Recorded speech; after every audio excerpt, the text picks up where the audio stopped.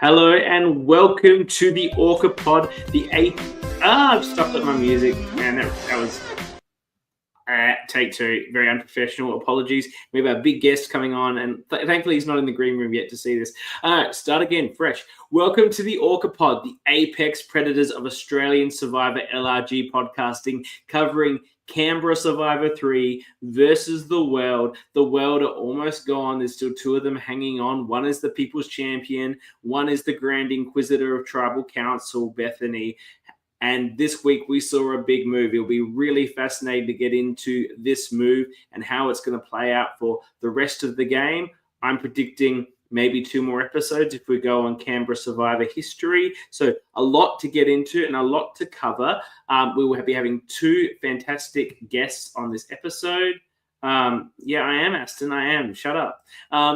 We have 2 fantastic guests. We have the King of Exile, the absolute commandant of Confessionals, Andrew, will be coming on to talk about his experience. This is a big get for the ORCA pod because we tried to get him on our coverage when we did the rank down of Exile and was not able to get him at Backyard 3. So getting him, very exciting. And then at the end of the show, we'll be interviewing Todd, sadly voted out on this episode. But before Andrew is here, I'll bring in, of course, my co-host. This week, we may have to do without the infamous Annabel, who is MIA. But, you know, she's a busy person. So we respect that. We're all a bit disappointed, but we respect that. And, of course, filling her shoes, no doubt, is the incomparable. I'm going to try to get big words out for this episode. The incomparable Dani. Welcome, Dani. Hang on, you're not here. I'm really faffing on this today. There we go. Welcome, Dani. You are. You really got the nervous Nellies tonight, don't you? I'm just a bit frazzled. I've had a busy day of podcasting issues, but I've got it sorted now. Welcome to the program. Thanks so much. I'm not filling Annabelle's shoes. I'll fill my own. She is a star unto herself. Well, you've got to fill them. This was your contractual obligation. So I was here before she was, so I'm here. We've just got to keep up the energy. We've got to keep up the energy and keep up the spice. So I want you to bring your spiciest self for this. But before we get into this episode, we have one of the boots from last week. We've already given him enough of an announcement and a bring in, but we're very excited to have him on the ORCA pod for the first time. The winner of the ORCA Award for Backyard Exile, as voted by the people and the ORCA committee. Welcome to Andrew. Welcome. Hello. Hey. Hello. Welcome. How are you both? Good. How are you? Good. Thank you. Pleasure to be joining you tonight. Andrew, so happy you're here. We're so happy you're here. When you went into playing again, was there any, because you set such an incredible standard and legacy with your performance on Backyard Exile 3, did you ever have any doubts that it was going to be a difficult act to follow? Look, firstly, thank you for those sentiments, and thank you for those that have shared those sentiments with you. But for me, I think coming into Canberra, my patch now, where I've lived for the last decade, I felt like it was very much, as we say in the casino, playing with house money. So look, I didn't know what to expect, but other than I was just going to go out there and shit talk around and have some fun. Did you find it a very different experience? I appreciate you playing with the house money, but in Exile, you managed to have quite a lot of control of the game throughout the whole game. You had it before the swap. The swap was probably your most difficult position, where you had to pull some fancy maneuvers to get through. And then once you got back to the merge, you had a tight group and were able to control it until you were obviously too big a threat to keep around sort of the final 5. Here, you never seem to really, from the viewer perspective, get that grasp on the game that you were able to get on Exile. Is that how you felt at the time? Look, yeah, I think so. But also, I think it was a byproduct of my willingness to play with house money. So I think, I walk in conscious that there's a risk I may be the only person that's played before, conscious that there's a risk people may recognize me. I see Loz old school Survivor shirt. And for me, I think I make a decision at that point in time to just say, rightly or wrongly, I need to get rid of her first. And then I basically push all the chips onto the table and say, this for me is all in. I'm going to throw everything I can to get rid of her because I saw her at that point in time as the biggest threat to me. My view as well was I would rather go out in that manner if I was going to go out that way, rather than be a passive sitting duck and have someone say, this guy has played before, he got towards the end, we should get rid of him. But, as we saw that decision, I had a pretty weak, my cards were maybe a two pair or a trips. Loz had the full house, and I think it did irreparable damage to me that I had to endure through the rest of the game. Yeah, I mean, Absolutely. Lauren becomes a powerhouse so quickly, and then it's kind of like a hell hath no fury sort of a situation because she was done with you from the minute you put her name out there. So, yeah, that's hard to recover from. Absolutely. I think in a couple of elements there, Loz is such a great player that I think and what I love as well. Look, I love a mafia boss. And I think Loz's approach to the mafia boss was, you took a shot at me, she survived, you're going to go down with concrete boots into the river, right? Absolutely, yeah. So I had to wear that lasted throughout the game. But then I think there was political damage to my credibility and reputation in the sense that literally 2 minutes in, I already started throwing barbs, and I was therefore seen as untrustworthy, unreliable, and, talking too hard, too fast, too soon. And for me, that was something I had to recover from, even though I was still in the game. And I think it manifested a couple of times throughout where I potentially didn't have enough weight to get the desired outcome I wanted. You did recover, though, I think, very well in the swap.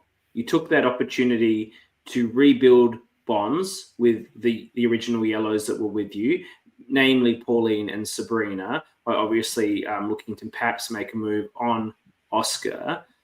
We talked a lot on this show about the vote before the merge, that perhaps a losing move for you was not making the plunge there when you were immune as well, and bringing in an Aiden and a Squin and taking Oscar out at that vote, which you told Confessional that you were thinking of doing, but that may have just been for the sake of the edit and the television program. Were you ever considering that move on that particular vote? Absolutely. For me, I will say, and I can attest that, there's a lot of talking and double speak from me. So it's like, the old group babushkas in the wheat fields trying to sift through the chaff to see what's the actual essence of truth and what's just chaff. But I also do like to put all options on the table and explore all options on the table. Certainly, I think removing Oscar at that point in time was under serious consideration. My recollection at the time was, I think there was hesitancy from Sab and Pauline, whether or not that was, I was still having that deficit of reliability and trust, or whether, I think another thing from memory at that point in time was the dynamics of what occurred when Anthea was voted out on the other tribe. I think that created maybe a hesitancy from the old yellows to say, well, actually, the three yellows there have survived. Maybe we should just kind of have this kind of like Eastern European nepotism where let's all just get all the yellows together and then we'll deal with the Currawong random birds. And then they shot out of the sky, and then let's just have a kind, gentlemanly street battle amongst yellows. I think the dynamic, if Anthea had not been voted out, I think that could have also shifted the perceptions and dynamics on our side. That could have made Oscar a more sellable, palatable move to make at that point in time. The hilarious is that exactly what happened on Exile, and you were in the numbers once again with the power group, 8 or 9 people from the original tribe. I think it was 8 of the original tribe were still there against 2 of the other tribe. But you were just in such a strong position there with your relationships that you hadn't been able to forge as easily here. You were very worried, according to your confessionals, about people identifying you from that prior game, which, we talked up was a pretty incredible performance. And I do understand why you'd be worried that people would not just know you played before, but the sort of game you had played. In the aftermath, are you aware, did anyone know who you are? Had anyone seen that game? I think, and I'm looking at Daniel, that perhaps there was 1 or 2 that did know that. My bet is Eden. My bet would be Eden knew. And Aiden. Aiden knew, okay. Oh, okay, interesting. But yes, so there was people. So look, I think I have some justification and validation that there was someone. May not have been on my tribe, but look, there was some awareness there. Look, my thinking was on that is with some of these games, the community is a community. It's somewhat homogenous in the sense that if you're following some of these games, you may watch the other ones as well. And then you have Loz in an old school Survivor outfit.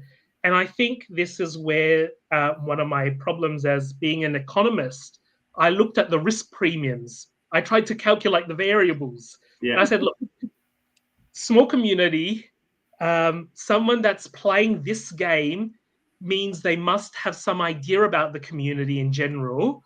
And then old school Survivor must be a fan. And therefore, I've linked all those variables together, calculated the risk against the trade-off of blowing my guns too early. And look, it was what it was. And that's how chips fell where they did. You got to equate the risk. I don't deny that. It's funny. I'm just in a position where I was like, I'm not sure how many people would know him, and it's just the data set of having done this show now for 80 or 90 episodes, and I can tell from the comments and I can tell from the people I talk to how many of them watched the season that I played on before they came and did an interview with me, and they just if they've watched something, they've watched one particular set. So, obviously everyone who's in Perth knows who you are because they've watched most of the backyards, but it doesn't mean they watch Canberra and it doesn't mean they watch Melbourne. It's just too much. I think that people sort of stick to their particular brands they've been associated with. But Eden's one of the first people I've seen, that's how I know it's Eden, who's actually in the comments live mentioned things that happened in my season that I played. So I'm like, this guy's clearly watched it all. And Aiden was also a bit of a super fan. I think you had to do what you had to do. I think that's fine. It's a bit disappointing. Were you a bit disappointing when you went out? Oscar tells us that he didn't mean to completely throw you to the wolves. You postulated that either that was his intent or he's either a complete idiot. When you went out, did you feel that he had deliberately tried to smoke you out of the game the way he did? Look, I think at that point in time, and maybe the cynic in me was like, my old friend that I had labeled a rat many a times. You jumped to that conclusion. And look, he can, if he comes onto this, he can put his reflections on it. But at that point in time, my perspective was he used it as an opportunity to smoke me out. Mm-hmm. That makes sense. I would like to also ask about you coming onto this season. I know you've been a part of the Canberra community for a while. I recall when I interviewed Dan when we did Canberra 1 on the rank down, that it was in fact your playing on Exile that sort of inspired him to even start Canberra Survivor. And you can actually, I saw you or heard your voice rewatching Canberra 1 for the rank down on the crew. Was this something that you'd always planned to do, or was Dan like, please come and play, I just want to have you and your amazing confessionals on one of my seasons? Well, how did it come about for you to come and play on this one? Or were you perhaps a substitute? What happened? Look, for me, I enjoyed my time on Backyard. Brian and Kyle do a great job over there. Hello to them. And for me, I felt like, I did a lot of what I wanted to do. I was probably in retirement, and various people said to me, why don't you do this? It's your patch. It's just down the road. And if you get booted first, it's, not much of a loss, right? I said, look, okay, come out of retirement for that. I do enjoy giving a stump speech now and then.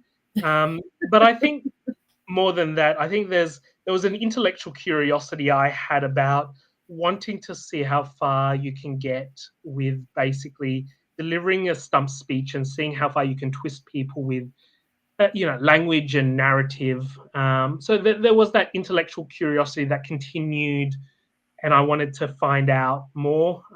And also, obviously I would like to win.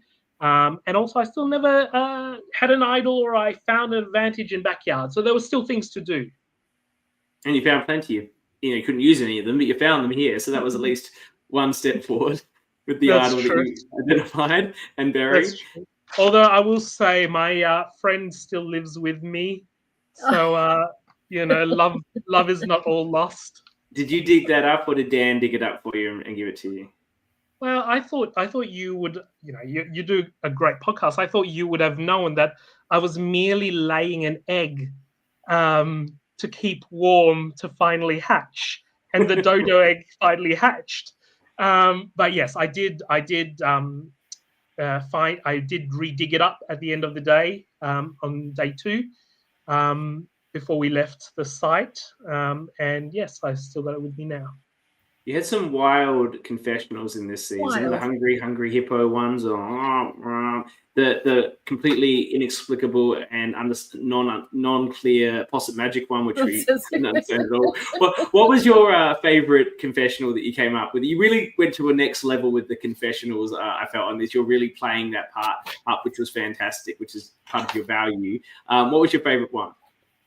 Look, I am not sure. I don't have favorites. I don't pick favorites. I think they come to you like, Patrick Swayze. She's like the wind, carries through me in the wind, and what comes out comes out. So I don't know. Maybe I'll put it back to you. What did you think was your favorite? Well, it wasn't such the big elaborate. I talked about this last week, and I don't know if you watched the show last week, but it was the reference to Loz, Ed, and Todd being a triumvirate. And I wasn't sure if you were just using the term triumvirate as a power 3, or you were perhaps referencing one of the 2 ancient triumvirates of ancient Rome. And I felt that the connection, and I went into this, explained it last week, and I don't know, I may have been reading more than you intended, but I thought the comparison of the second triumvirate of Mark Antony, Lepidus, and Caesar was such a great comparison to Todd, Ed, and Loz, because Loz is the big personality with a lot of influence, and everyone knows and loves her and respects her like Mark Antony. You've got the secret strategic player hiding a bit in the background, looking to take charge in Todd. And then you had Lepidus, who was just there for the ride because they needed 3 people. And I felt like that comparison to that was I don't know if you meant that much by what you said, but I was right there for it. Look, I clearly see you are also a man that likes history. So yes, there was an allusion there. Whether or not that was picked up or not is another thing. I think sometimes I use sometimes a lot of colloquialisms and sometimes phrases that may not necessarily be picked up, but it's good to see that one was picked up. He loved it. I did love it. I guess the other thing was, did you know that Eden was an economist? Because you got really impressed with Eden's vote, the demand supply curve he had on his vote for you. And you said that's a really good demand supply curve, but I presume you didn't know Eden was an economist because you didn't say you knew that was Eden's vote. Yeah, look, I can't remember. And also the other thing is I didn't really play much with. I didn't have an opportunity to play much with Eden and Bethany, the way the tribes had formed. So Eden may have mentioned that at the start in the the lineup. Yeah. And I've forgotten it, but yes, I had no idea who had done it. Although, on reflection, if you look at it, the graph wasn't that great. The graph wasn't that great. There was an actual error, if I recall. So, I retract that comment. You're in the heat of the moment. You're getting voted out. You couldn't possibly concentrate properly on the graph that was put up meters away from you. That's right. Pauline has a question. She said, were there any wild analogy confessionals that you were surprised didn't make it on the show? She wants a release of the extra footage. I think my response to Pauline, and Pauline being in Canberra may appreciate this. I think put an FOI into Daniel. I have one final question for you. You came in wearing the fedora. Was that a tribute to King George? No, and let's get the record straight, right? Let's get the record straight. Backyard filmed before George was ever seen on TV. Before Brain Sprawn? Yeah, I believe so. At the very least, before he wore the fedora on the Return of the season. At the very least. Correct. And on the second point, our season of Canberra was filmed before George was ever seen on the screen with a fedora. Yeah. And number 3, most critically, I think we're doing a disservice to Colombia because it's actually a Panama hat. So it is a wonderful Panama hat that I picked up in Colombia. So there. Very nice. I guess the final question following on from that, we've reviewed, looked at, analyzed a lot of people with the rank down that we were doing. We haven't finished it, but we've done most of the seasons, and I think it's pretty clear to us, and I think to everyone in the community, that you're one of the strongest and most entertaining personalities that we've seen in the community. A lot of people would love to be on The Real Deal, but no, a lot of people don't have what it makes to get there. In an objective position, I do think that you would have the chance, just with how entertaining and how verbose and how interesting you are when you speak. Have you ever thought of, or would you want to go on The Real Deal? I don't think I'm fit for The Real Deal, or a good fit for it. I am too used to living in inner suburban life of luxury, relative luxury. Although, I've been trying to lose weight for a while. Perhaps Lock it in. This is the boot camp I need. So look, open to consider it. I think that you would stand a very strong chance of being cast, because I think you tick all the boxes that they want, and just being a fish out of water in the outdoors is just another box they would like to see ticked, because people like watching that. That's interesting from a television perspective. Danny, did you have any final questions for Andrew? My biggest thing I always like to ask when people have played several times, like what was your preferred experience? Like your first time or your second time out? What was more fun? Danny has played twice as well, so she knows what it's like. I think there's different elements to both, right? And I think for me, equally, were both as fun. And it's hard to pick, to say one was better than the other. And it's all for different reasons, right? So, what about, who's your favorite cast? Which cast did you prefer?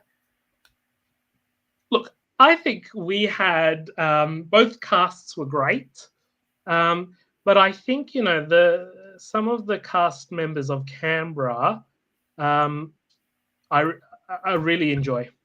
I agree. I think this cast is incredible. I think the casting team did a great job with this cast. Yeah, I think sometimes you're at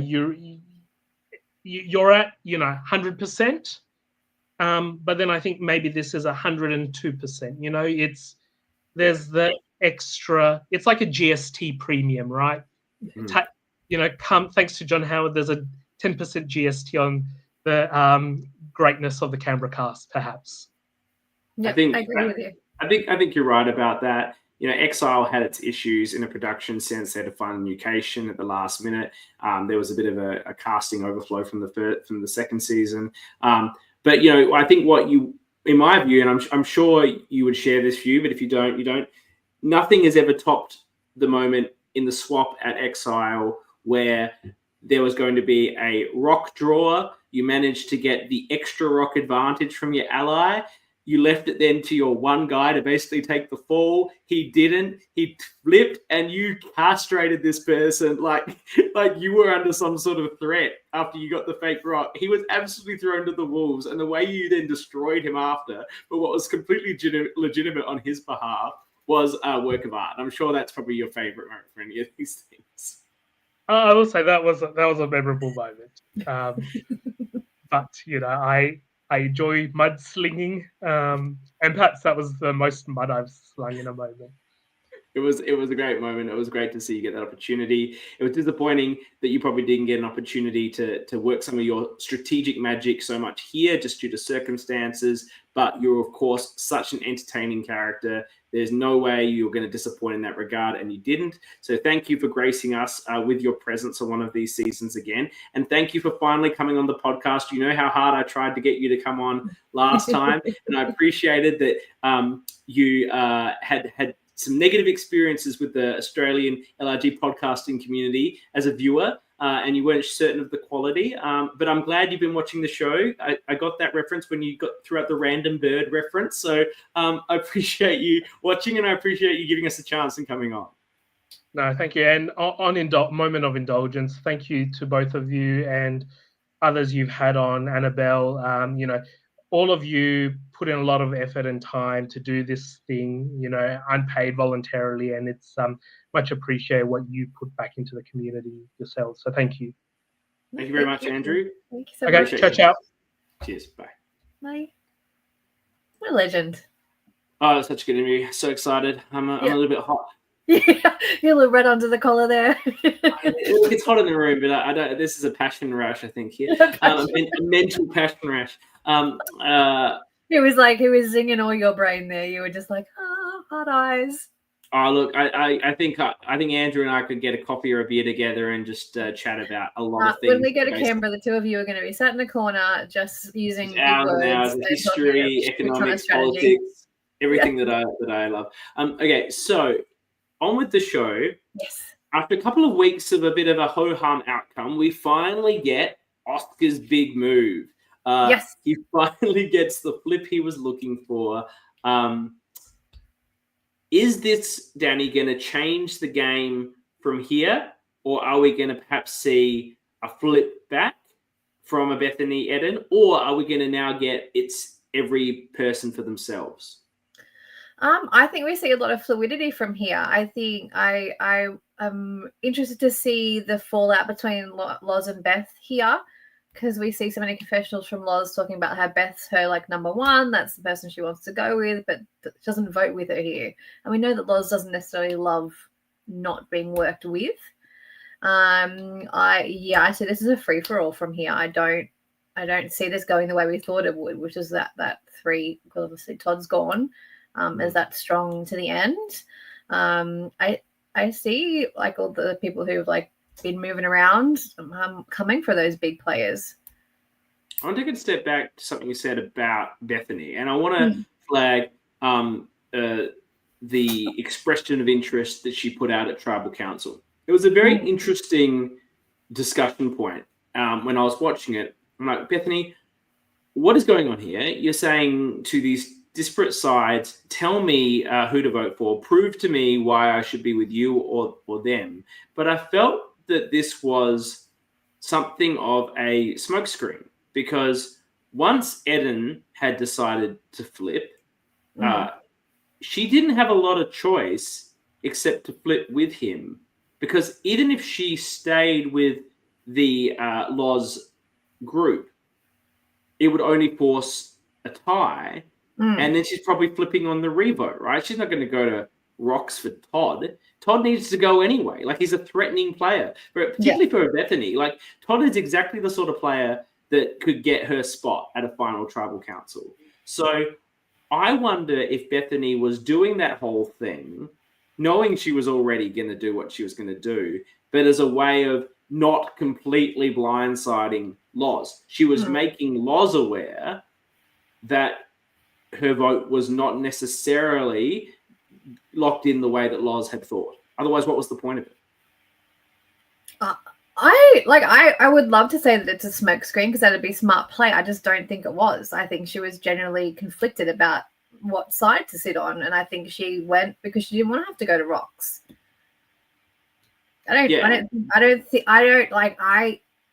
Beth has been a great player and a lot of fun. I just don't think in that moment that there was like, I'm going to smoke screen this. I just didn't see that depth of strategy. Well, maybe I am known to give players too much credit sometimes. I would love it if it was, because then I'd be like, fucking kudos. She seemed genuinely like, I don't know what the fuck to do. Well, the thing is, it's pretty clear what to do when you're going to force the tie. Like, yeah, which is why she voted the way she did. But I just don't think she really wanted to do that. I think potentially by voicing her thing, she was hoping to like maybe have a conversation with Ed at that point in time and try to just actually solidify one way or the other where we're going. On the other hand, though, whether smokescreen or not, she should be in. Aston says, now we put that out there, we won't even know the real answer. I think he's suggesting that Bethany will adopt my yeah, absolutely. She's going to say, oh, of course it was a smoke screen. Either way, she should be in a reasonable position, in my view, to reunite with Loz. I get what you're saying. Loz doesn't like being betrayed, doesn't like being misled. But, she's a Survivor player. She's a Survivor fan. This is the final 7, and she knows things that get funky. Well, and it was never her intent. Yeah. Look, it was never her intent to go to the end with Todd. She told us that Todd needed to go eventually. She actually told us that her final 3 was with Eden and Bethany. That option is still on the table. Though if I was her, I'd probably be looking more at an Ed and Bethany situation now. But because you presume that Bethany will come to Loz and say, look, Eden had flipped. He told me the last minute. That's why I was so frazzled at the tribal council. It was either going to be a tie or I just vote out Todd. Todd wasn't part of my plans in the end. It wasn't part of your plans. And also, let's be fair, Loz, right? Situation is this. You had 3 people and it was me and Eden. And I believe you that you want to go with us, but now it's a fairer position numbers-wise, and I can have more faith that this group is actually going to the end. We don't need Todd anymore. We have a 4-3 over Oscar, Sab, and Pauline anyway. So this just makes me feel a bit safer. It's got rid of someone that we needed to get rid of anyway, and we still have the numbers. Not completely fair. It definitely puts her in a much better position. And I mean, and I think as upset as Loz may be, she will know she needs Bethy. She can't just blow up her shit because she's not going to get further in the game because everyone knows what a threat she is. She needs to be surrounded by other threats, as she says in this episode, that she needs to keep those bigger people around her so she's not the biggest sitting target. Is there anything that Todd could have done to save himself? Besides winning immunity. I think he could have rallied numbers for Loz. Okay, interesting. I just think I think she is. Everyone sees her as a threat, but she has a lot of power. But if someone who was like her right hand man, as far as people were seeing it, was able to be like, you know what, let's make this move. I think he could have rallied the numbers there. I think you're right. I think that's an even bigger fish than Todd. It only makes Todd a target the next time anyway, because he just did the move on Loz, right? So let's get rid of him. Yeah. This grouping of Pauline and Sab and Oscar is really interesting because they say they want to go to the end together because they don't really know who they're going to beat. Like they don't know who's going to win that, right? I think that's and I don't know who's going to win that. Yeah, They're it all the really, same. really, that would also, like, I mean, depends on the end game and what that looks like and what they do from here. But like what they sell from here. Like if a final tribal council, those three sitting there, my vote is so open, and I need them to pitch me the final tribal to tell me what you've done. Because a lot of it has been like, besides Oscar, the other two haven't been out playing loud. Like Oscar, you know, I mean, they say in this episode so many times, everyone knows that Oscar was itching for his move. He's been waiting. He's been like biding his time. So he's young. never done He's it yet. young and he's exuberant. Yeah, He's he's got young and energetic, and like everyone's like, he just wants it. So let's give him this move because, like, you know, he just needs to get it out of his system. So like the minute you're going into that, you're like, oh well, he's kind of like a foot in front because he's like, you can see his game. Whereas I don't underestimate a Pauline at Final Tribal Council to come in and be like, well, yeah, I was in every conversation. I knew what was happening. Has she voted correctly? I would think Pauline's going to win if those are the final three. She's still got either an idol to play or an idol to, hey, I had an idol, I didn't have to play. Yeah. Either way, like I think Pauline, and I think she knows the game well. I think Pauline has a level of the right level of confidence, but also self-deprecation that the jury will appreciate. You know, she'll be like, at this point in the game, I was actually really worried that I hadn't done anything. I was going to be seen as a goat, and so I was looking at these options. But she will need the move that she looks to do to make that happen. It's going to be difficult to identify, I think, a move now that can be attributed solely to her. Yeah. But I just look. I can't see people wanting to vote out that group over, you know, if you look at an Ed and a Bethany and Ed, a Loz, maybe they do come back together because the four of them are such big targets. Ed isn't a strategic player, and he could, I think, come up with a final tribal council speech that could actually sell his game and what he's done. If he knew the game well enough to actually how to sell that, but I don't think he does. So I do think he's an easy person to take. I don't think the super fans will vote for him. But, you know, a Todd might if he's bitter. John would. You know, there are votes there to be had. And the thing is, Ed's now talking about doing strategic moves. He's saying... so he was talking about the flip on Todd and Loz. That he needs to do it at some point. Maybe one more vote, he said. Yeah. I mean, Todd goes. I don't think he should do that from here. I think he goes, I don't, because, like, I mean, strategically he's not a threat, but he's still a physical threat. Like, I get that he's only won the one immunity, but like he's always dominant. Like, in these sorts of games, it's hard to look past such a physical body of a person to be like that person will be in my way to win immunities. I even though he's not strategic, you can't rule him out as like a physical threat in your head in that fast-paced environment. I think flipping on Lauren would be to his detriment. I wouldn't lock him in to win a bunch of challenges. You know, look, Real Survivor. But he hasn't either. But I'm just saying, in that moment, in how quickly it happens, like when you just see what's in front of you, and there's a big specimen of a man, you're like, that's a threatening person. And I think even the super fans, while they're in the game, worry sometimes about the likability of their opponents, even if they don't have absolutely. He hasn't pissed anyone off. He's not unlikable. If he manages to say, you know, and you know, like play on the fact that I was always in the majority, I was always well liked, I was never really targeted ever, and I'm here. It can work if he's against two people that people are generally annoyed with. But it doesn't really work if you was someone who perhaps was a bit more strategic. I think it also makes a difference that if he was playing Real Survivor and you're handing out $1 million, then you're like, you know what, I like him. He can have $1 million. I think that's less of a factor in these games where there's no money like that on the line. So the giving someone... I don't know who he sits next to here where he wins. Oscar? I can't see Oscar winning in a million years. Really? I think Oscar could win over Ed. Everyone has just the worst perception of Oscar. Young, overeager, unsubtle. I don't know if any of these things are true, but that's everyone's perception. I get that, but I don't think he's also like.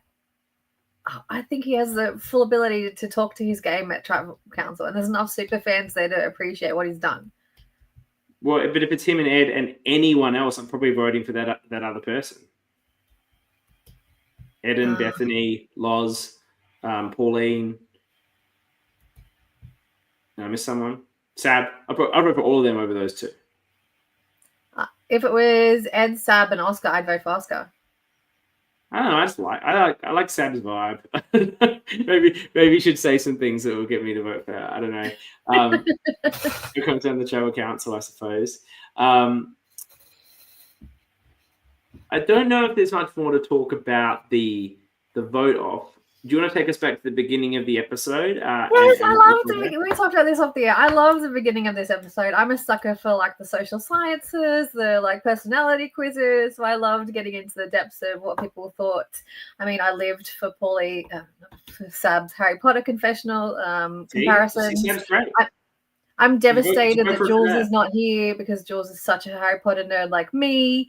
Jules has a Harry Potter tattoo. Can we actually consider these Harry Potter comparisons she made and whether we agree with them? Yes. So she said that Ed was like Cedric Diggory, large, tall, smiley. Yeah, that's not how I see Cedric Diggory, to be honest. No, I think Cedric Diggory is a little more competitive and strategic than Ed is. Yeah. So I didn't like that one. Do you know what's a better? Do you know better comparison for Ed? Oliver Wood. Yes, lovable larrikin. Yeah. Sabby in the chat. I don't know. You were here earlier. I hope you hear Sab. That's the one. Yeah. Okay, no, next. I like that a lot better. Well done. Pauline, Luna Lovegood. I thought that was a very smart comparison to Luna. I thought that was great. I really enjoyed that. Yeah. She called Todd Harry Potter. Yeah, I didn't see it. Did she then do a whole thing about how Todd is like a bit into himself, and that's what Harry Potter is? Did she say that? Yeah. I don't know if Todd's that into himself, to be honest, but Harry Potter certainly is. I respectfully disagree. About which one? About Todd or about Oliver Wood? Do you like my Oliver Wood comparison? All right, continue. She called Oscar Ron Weasley. Yeah, I get that. Yeah, and it's a reference, and she called herself Hermione. Well, obviously she's going to say that. yeah. I mean, doesn't it? And that was the length of them. And Who then didn't she do? Pardon? Let's give some comparisons to the one she didn't do. What? So Loz. Interesting. Didn't do Loz. It's hard to come up with on the spot. So we're going to give Sab the credit here. She didn't do Loz. She didn't do Eden. She didn't do Bethany. Loz, Eden, Beth.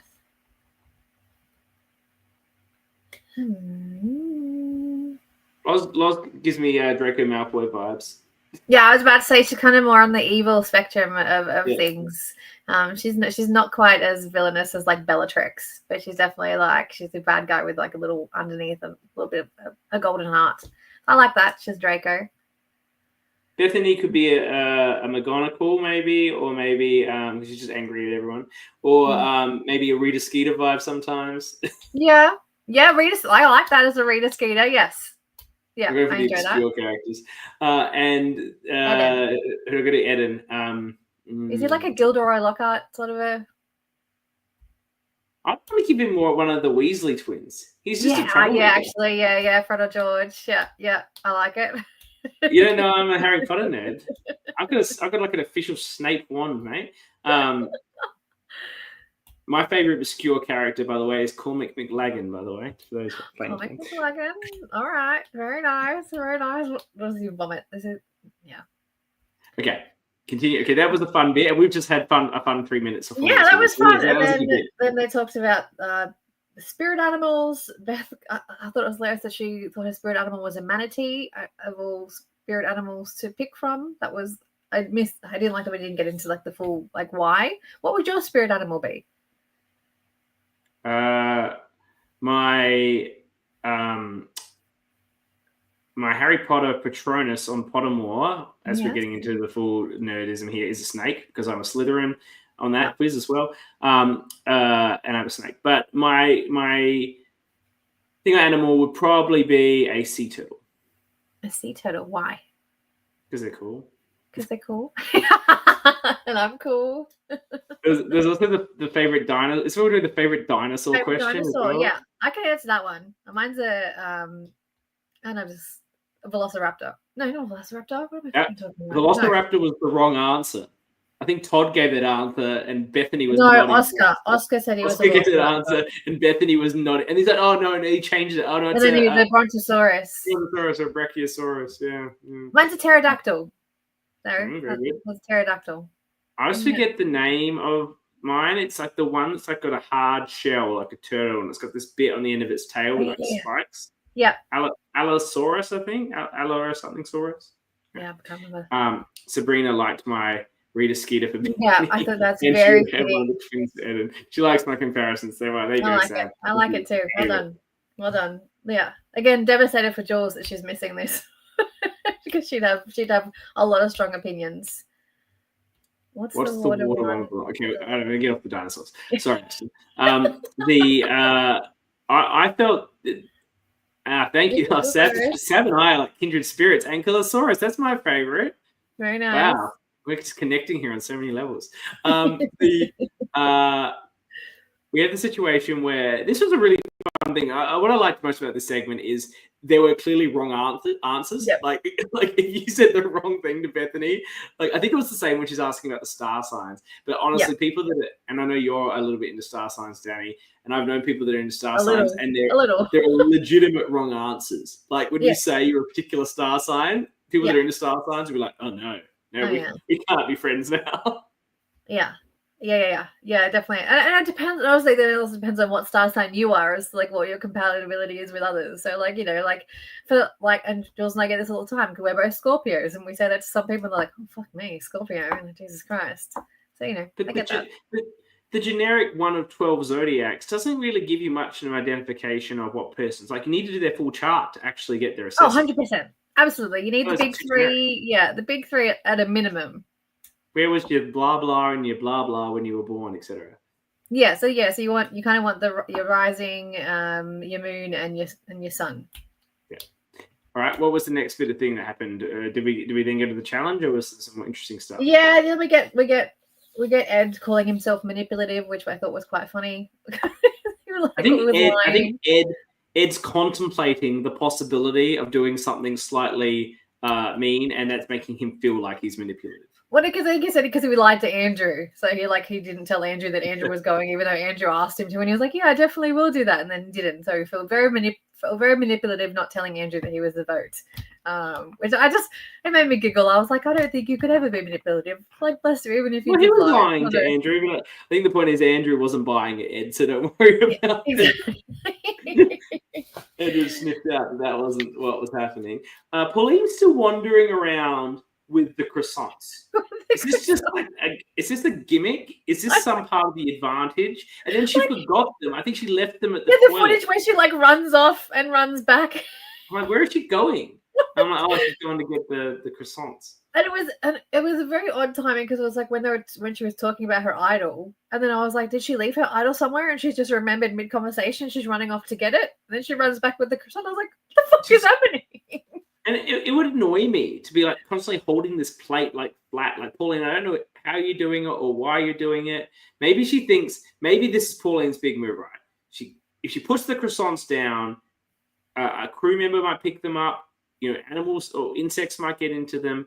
She wants to hold on to it because she wants to get to tribal council, the final tribal council, and flag how the croissants gave her the advantage, which gave her the idol, and she's been carrying around in their face the whole time. Maybe there's something there she's planning on doing. Yeah. I would like that. I would enjoy that. Sab's spirit animal is Pauline. Her run was so cute. It was just so chaotic. It was like, what just happened? Why are you running away? And she's got the idol. It wasn't very well hidden. Yes, but it's huge. So I enjoyed the cover where they were talking about pockets and things like that. And she said it was her Ventolin in her pocket when she was talking to Eden. Is she also lying about being asthmatic like I did about my Ventolin? I thought this was a real throwback to my fake Ventolin puffer. I'm playing with fire reference. Yeah. That I said that I had I went back to try and get an advantage that I thought I saw to get away from the tribe. I said I dropped my inhaler. I did have an inhaler. It was my daughter's. Yeah. And I brought it with me just to give myself a bit of a stimulant in the morning. You know? Yeah. Like, you know, it gives you stimulation. Yeah. So and I used that. And so I wondered, is Pauline actually asthmatic, or is this an equal asthmatic style ploy in the spirit of my all great questions to ask. All great questions to ask we'll get to when we that. speak to her. But I must say, look, I'm not a woman, obviously, and I don't appreciate. I can't fully understand what it's like to be a woman and be given 0 pockets on essentially anything that you ever purchase to wear. And that's going to be doubly hard in the game of Survivor. But this skirt that she's picked up, it's perfect. Looks great. It's got hidden pockets, and they're better than pockets in a pair of pants that a man might have, because they just hide all the advantages. Yeah, it's a flowy skirt. Yeah. No, it's great. Everyone's going to be wearing these in the future. Yeah. Floral skirts all over the place. Absolutely. I'm gonna pull that out next time I play. It's the ultimate idol protection outfit. Absolutely. So what a great idea, and I love it. I love that it's been able to come into play with her actually getting the idol. Yes, no, I do look forward to seeing what she does with that. Because I feel she's such a super fan. I'm surely she's cooking up so many different scenarios in her head to claim a move with it. I think if she can claim a move with it, and I think she'll probably have to play it on someone else that isn't her, which is, you know, that's the risky move, but that's the big move. I don't think anyone's targeting her at this point, so she needs. That's right. That's why I think she's going to have to use it on something. She'll probably get to the last tribal council where you can play it, like Final 5 or whatever it is. Yeah, it's Final 5. And be like, I can either just play this on myself, even though I'm probably not going, or I could do something here and save Oscar or save Bethany or whoever the hell. Like, but the thing is, like, for her, she's unlikely to be saving someone worth. Like, there isn't a bad move for her. Like, this is the situation. Like, you know, she's going to be saving a threat, and then people will be like, "Why did you save that threat?" Yeah, it depends. I think it would depend on who she sends home. Yeah, I think that would be the big. Like, it depends on who was sent home because of that idol play. I think the best person she could send home with it potentially is someone like an Ed, because on the face of it, you know, he might. Well, actually, I think Ed could go both ways. You could send Ed out and say, like, "Oh, Ed was a big threat. Everyone liked him. He's going to win. He's going to win the final immunity. I've given myself a better chance to win that challenge." Blah blah blah. Or you actually save Ed and you go, "Oh, it's a big move to save Ed because like Ed's like the big power guy." But what has he actually done? Like, he's not threatened. I'm not threatened by him. I was happy to come to the end with him. Something like that might be interesting. Yeah, absolutely. All the things she could do.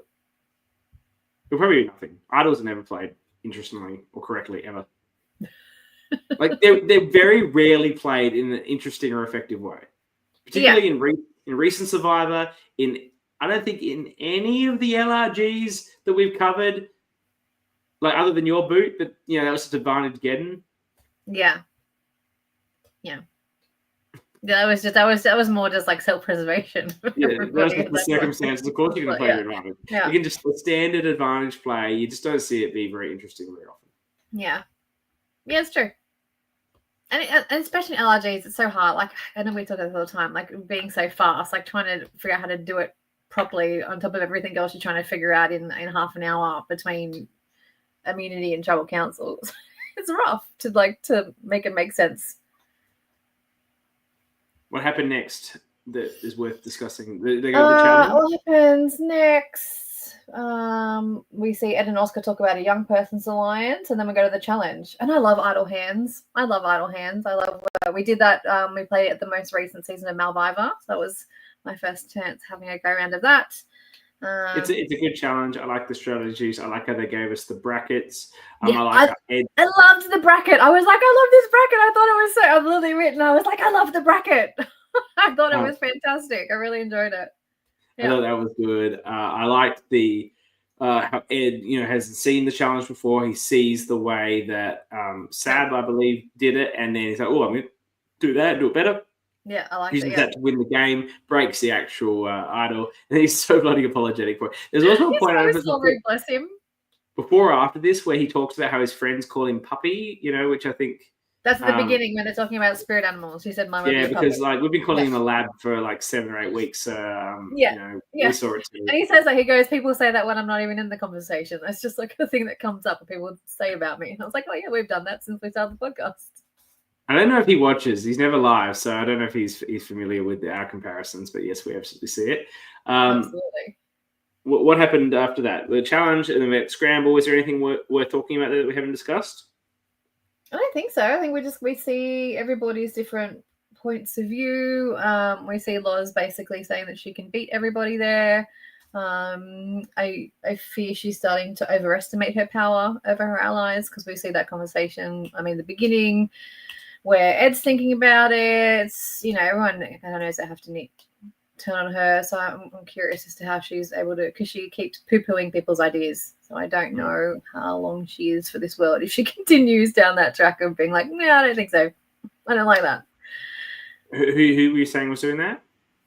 What? Loz. Yeah. She needs to look. If this round she needs to now she's lost the power, and so she's got to be more adaptable and accepting of other ideas. But look, she's just too threatening. I feel that no one. I don't think Ed's planning. It's clear Ed was not planning on getting her to the end. So I think she would have to win out to make it. Yeah. But the minute she does win one more immunity, it's even more threatening because she's already won 2 immunities. Yeah. So she's she's an all-rounder. I'm just surely in the next 2 she's the vote. Now we've got Todd waiting in the backstage, and we'll bring him in a moment. We've got a bit of housekeeping just to cover first that I realised we've omitted to do. We haven't awarded Brommies for 3 weeks, I reckon. We haven't. Yeah, that's true. So we need to do some quick Brommy awards for the orcas of the episode. I don't think we did the one with. It's been a long time. I don't think we did the one where Bethany and Eden flipped with Loz on John. Would you want to give that one to Loz or to Bethany? I think Loz. I think Loz. Yeah. Then we have the merge. I think it's got to be John. Oh, absolutely. Absolutely, yes. We have then last week's double tribal. No one did anything in particular that makes me think. Just give it one to Andrew on the way out, maybe. I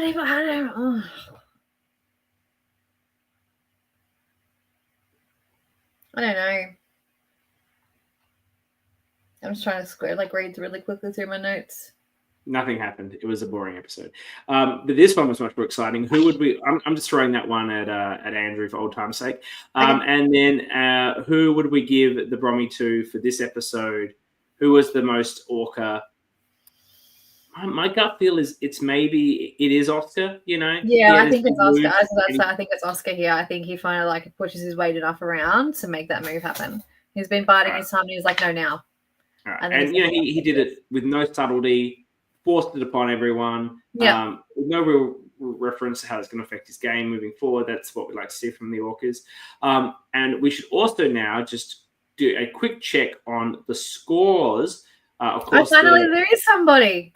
Yeah, well, I think we should just stop here because if we look at the current standings, I'm in a good spot. If you see here, bring that in. Add to space. There we go. I'm on 30 points. Now, look, it's because I've lost everyone but Ed, and you're down on 4, so maybe we could stop. But no, you've now got Todd voted out, and Todd is how many left? 7. So he's worth 9 points. Plus, there were 3 votes not for him, so he's worth a 12. But I think I can pretty much just say you're going to win this because, you have so many people left. You're probably going to have the final 3. You're in a fantastic position. But what the fans really care about is the people's champion here. He's still in the game. If he makes final 5, the drinks are on CK in Canberra, and all he's got to get through now is 2 more tribal councils. Not guaranteed, but I reckon he had that. I think there's a high chance of getting through these next 2. At least the next one. Or at least the next one. Like I see a lot, maybe a bit of Losbin's and immunity. I don't know. Yeah. He could go out sick. That would be a sad state of affairs for everybody. It would be a sad state of affairs. Remove that. And now we're going to bring in Todd, who played such a great game in strategically, socially, very middle of the radar. Like not under the radar. Like I think he was, everyone knew that he was there and had a position of influence. That's why Oscar was wanting to target him so much. But I think it was a really measured and balanced game that he was playing very, very strongly throughout the whole thing. Looking forward to having a chat with him. And now we welcome him. Welcome, Todd. Harry Potter. Harry Potter. Do you agree with the Harry Potter comparison? Oh, look, I'll take it. Who do you feel like you'd be more aligned to in the Harry Potter universe? Oh, that's a tough one. Yeah, mate. Yeah, I'll go with Harry Potter. Yeah, I'll take the main character. That's fine. Yeah. Why don't you tell us a little bit about what you knew about Canberra Survivor or the general LRG community and what inspired you to come out here and put yourself on the line for this game? So I actually know Dan. Dan and I used to work together at the same school. And I also know Soph from season 2. The 3 of us actually worked together.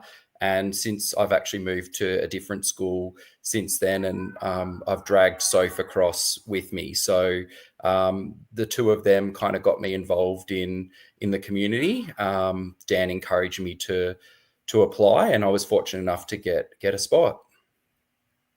Were you a big real life Survivor fan?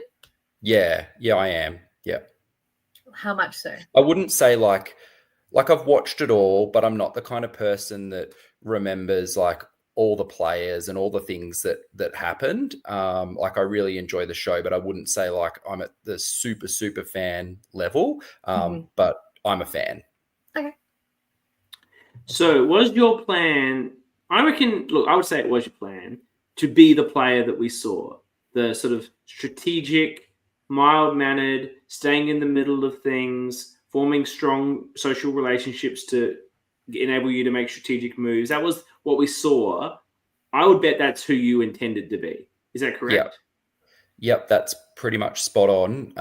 Had a plan going in to try to lay as low as possible on day one, not to stick my neck out too far, just to make some good bonds with people, set myself up, I think, in a good position heading into merge. And then on day 2, possibly try to make a few moves, but try to maybe keep my threat level a little bit lower. I thought I was doing a fairly good job of keeping that threat level low. I thought there were people that were more obvious threats in the game at that point in time. So watching it back from the moment merge happened and seeing that Oscar just had it out for me straight away and it just put a big target on me and was fixated. I was quite surprised by that because I thought there were a couple of more obvious people than me at that point in time. I thought I was a threat. I just thought that I was doing a fairly good job of kind of hiding that as much as possible. I think that you were. I think the difference is that Oscar saw you as a threat to him because I think he saw you as similar to him. I think you're a bit more subtle of a player, but I think that he saw that, you're the sort of guy that gets his sort of spot, whereas you can always take out those shields that you'd surrounded yourself with. Like no one's letting Loz get to the end, so it doesn't matter if she's in the final 5, right? And she wins out. Ed presents as a threat, whether he is or not at the final tribal council would have to be seen. But I think from Oscar's point of view, he saw you as also someone who could take control of the game. What was really interesting is we started this episode with you thinking that you were in between both groups, that you'd been able to form a new bond with the former swapped yellows that were on the rando birds by virtue of the vote out of John. without you knowing, of course, that you were only saved by the fact that you were immune.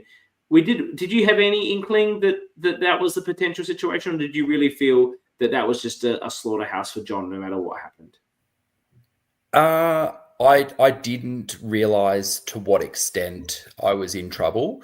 I knew that I had to win immunity at that challenge, that if I didn't, that there was some potential I would go. I did think John was probably the easier target because I didn't see what was happening behind the scenes as much. And I was more thinking I needed to win then to stop John from winning, not realizing how much I actually needed to win to save myself.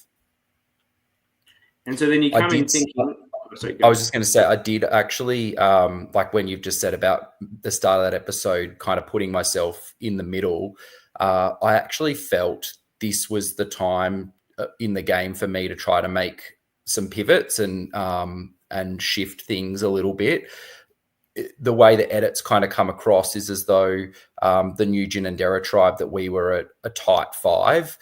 I didn't necessarily see things that way. I felt that a lot of the votes that had happened when John was voted out the first time, when we got to merge, like we were voting similar, but we were voting because of, I think, similar just by convenience, not necessarily because all 5 of us were on the same page about what we wanted to do. Earlier in the game, when we voted out John that first time, I would have much rather Ed and go at that vote, and that was something that both Ed and I wanted, but Loz was fairly adamant at that point in time that it needed to be John, that he wasn't trustworthy.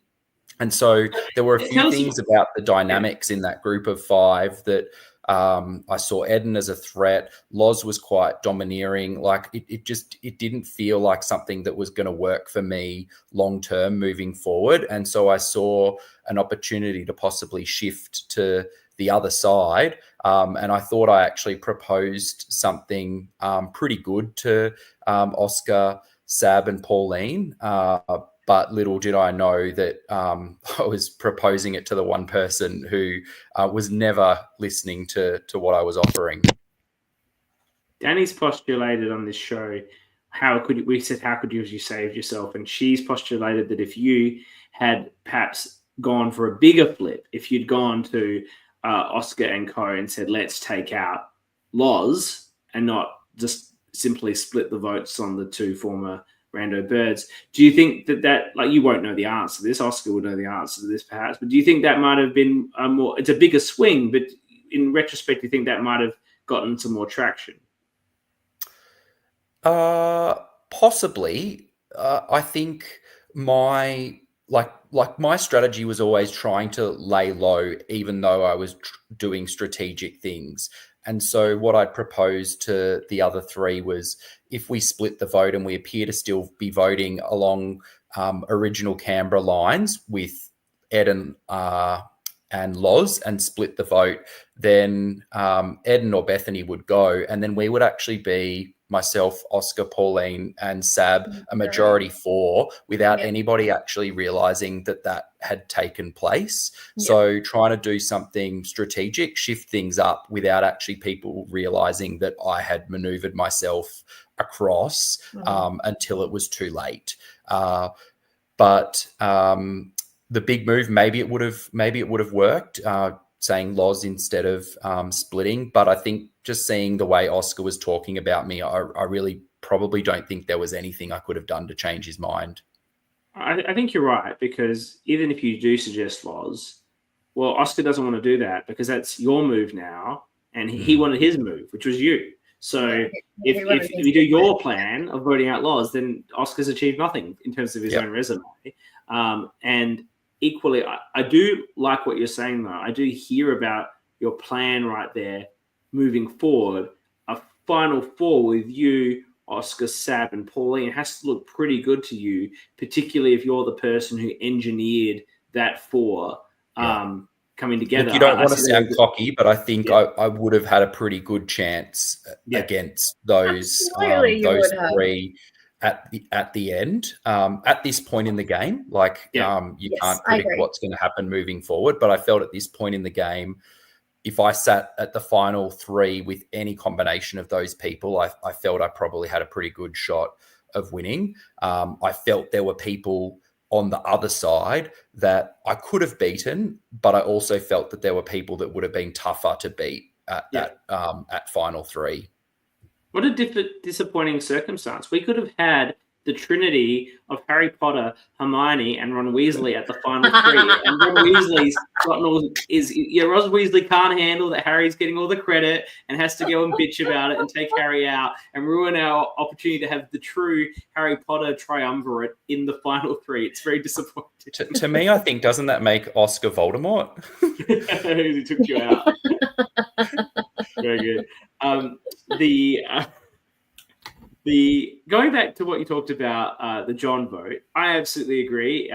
Not in any way a sensible outcome for you or Ed. I think John was loyal to both of you. I think the fact that he flipped on people that he was never really aligned with is not flipping at all. Like, you don't have to be aligned with people because they're on your starting tribe. You have to be. Flipping is on people that you made promises to or you were in alliance with, and then you abandon them and vote against them. I couldn't agree more, and that was exactly my thought. I can see in watching it back, Bethany in particular did a great job of convincing Loz that. I don't think Loz needed much convincing. So no, I don't think so either. I don't think so either. But that John was a flip flopper. John was not a flip flopper. John was never with Anthony, Eden, and Bethany. He saw an opportunity to align with people. He didn't flip on anyone as far as I'm concerned. And I felt he was loyal. He showed his loyalty. And I wanted to honor that and continue to move forward with him. I actually trusted John. And one of the first conversations that I actually had on day 2 after merge, when John got back in, was trying to repair that with him because, it was shown me saying, like, I didn't lie to you, John. I was not voting for you when I had that conversation with you, and then things shifted because John was someone that I felt that I could actually work with for a long period of the game, but it just didn't work. And I voted for him, I think 3 times, and I wish I didn't have to vote for him any of those 3 times. But to me, at those points in time, there wasn't much choice that I had. And actually me sticking my neck out to save John was only going to backfire on me as far as I'm concerned, because everyone had just had this fixed mindset about him that he was a flip-flopper, an agent of chaos, couldn't be trusted, whereas I just had a completely different perspective of him. Well, he wasn't that. He was actually quite obvious and honest, and that was actually his style. He was. So I also and I've said this before, I don't think, because I think Loz could see you and Ed and John being like a new little threesome, new little bromance running along, and she was like, no, these 2 are mine and have been mine from the beginning. I need to cut out this new force because I need this control. So as much as she ran on the flip-flop train, but I think there was it didn't take much to push her there, because she was like, why am I on an outer here? I don't believe Loz believed what she was selling there about the flip-flopping. No, I don't think so either. She was just happy to ride that train because she was like, well, that's not a person that I want in my tight little trio that I have going on right here. But she can't also roll into the conversation with Todd and Ed and go, I just had a great chat with Bethany about how men suck and how we want to vote out. Exactly. Still, and look, it worked for Loz. Like, Loz in that vote positioned herself in that she had Ed and I as a 2, and that she felt she had Ed and Bethany as a 2, and that she could pick which way she wanted to actually go. So, look, I think that vote worked really well for Loz. It just, I don't think it was the best for Ed or I at that particular point in time. Absolutely. And people have asked, like, what's your biggest regret from the game?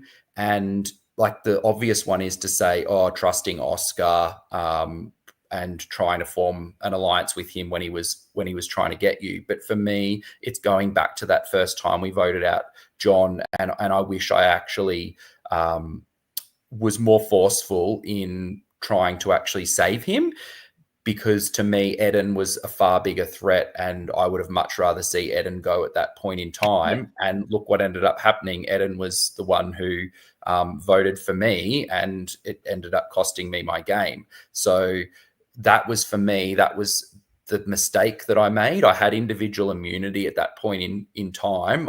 I did have probably a little bit more sway and power that I could have tried to use, even if it was forcing a 3-3 tie and potentially saying, hey, Ed, John and I, we're not budging. We're 3. We're going to go all the way to rocks.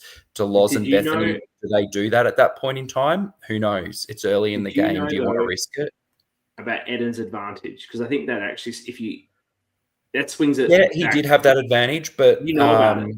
But I didn't know about it. Loz knew about it, but you didn't know. Yeah, Loz did know about it. I didn't know about it. But I suppose if I was to do that, like forcing a 3-3 tie, you do that at tribal, like after, and I guess you vote. It's 3-3. Eden's advantage couldn't be played at that point in time anymore. And but like that's what I wish I did. But that's with hindsight, and it probably wasn't the game that I was playing. Like for me to force a 3-3 tie to save John, who I really had only known for a couple of hours, even though I trusted him, it was probably too risky for what I was wanting to do on day one. Do you think Ed would have gone to rocks for John, because he's the one who's exposed in that situation? Look, I don't think anyone could really say what Ed would or wouldn't do. I think he would have really gone with what I had proposed to him. The edit shows that I feel Loz, like it's spoken a bit about Loz and Ed being a pair and close. My perspective of it is that Ed and I were actually closer, and I think if push came to shove, that Ed probably would have gone with me instead of Loz, if it actually got to that point. Yeah, look, you have to ask Ed though, I suppose. Like Loz would probably sit here and go, "No, I had Ed with me." But yeah, my perspective was that that Ed and I were tighter. Yeah, look, Ed's so it says Ed would have been happily guided to rocks. And look, I think Ed, by his own admission in the show, is leadable and influenceable, and it just comes down to, I don't necessarily think it's who has the greater influence. I don't think, obviously, both you and Loz had some influence upon him, but I think it's more so that, well, you'd be saying, look, mate, John throughout his game to come with us. He's with us. Let's all be loyal to each other. Let's stick it out, be true. Like, I think, I've never met Ed, but based on the person I've seen on my screen, that would be a convincing argument. Yeah, I agree. I think, it's something that I think could have worked, but we'll never know. I appreciate the challenge. I get that's a real tough regret, because you're trying to play subtle, but now you know that was the last vote before the merge, so you could have made a big move. You had the immunity, so that's your time. That's every survivor fan knows. When you're immune, that's your chance to have a swing, because you don't have to worry about it blowing back on you. Yeah. Right then. But you just, like, I didn't probably realize that it was about to be merge. If I'd known that was it, we're going to merge next, that probably, like, and I knew that I was safe and we were going to merge, I think I would have been more tempted to do that. And people, like, I still get, like, I've got my family chat, like, just go on and on about my bromance with Ed, and joke that he's coming to family Christmas this year. But yeah, like, he was just an enjoyable person to be around, but someone that I really enjoyed playing with as well. Maybe you're going to steal him to work at your school now.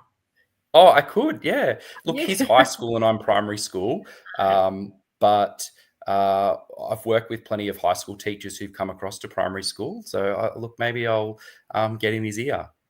I imagine he's the sort of teacher that every student just loves. Every student would just love. Absolutely. Oh, absolutely. Do you have any more questions for Todd, Dani? No, I'm just curious about your bluff on your idol play. Like, when did that little brain fart happen? And did you think you had anybody convinced? I had no one convinced, I don't think. But Look, Dan, I think it was Dan, asked at Tribal Council, who knows what's happening? And I think I was the only person who put my hand up. So like I'd seen the writing on the wall, and I thought this is the only chance. Like, look, if you can sway one person, maybe that's all it takes. So why not? You don't want to go out with any regrets. But I actually, I knew going into Tribal that I was in a fair bit of trouble. There was actually a conversation that I'd had right before Tribal Council as we were lining up with Sab and Pauline, and I'd originally had the plan with them around splitting the votes, and I went back up to them and I said, just confirming the split arrangement. And they actually mixed up who the boys were voting for and who the girls were voting for. Like, they told me the opposite order. And at that moment, like, it was like, oh, you guys definitely aren't doing that. And I'm not convinced that there's enough people doing this. So there was probably at 3 different plans that were actually being talked about and happening. And it was at that point in time, I'm like, oh, none of these plans actually are working. I'm the one that's in a lot of trouble here. Yeah. Well, I can definitely hear that. And the question that we always ask, like, would you do it again? Did you have fun? Would you do it again? I have been asked this question a lot as well. I really, really enjoyed the weekend, and I would love to play again.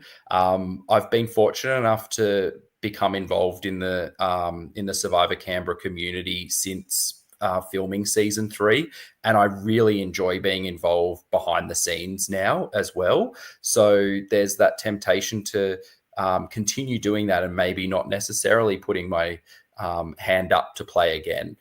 I also found the weekend so incredibly stressful, and even though I enjoyed every minute of it, the stress of the weekend, the lack of sleep after the weekend of like just playing things over and over again in my mind of like, what if you did this? What if that happened?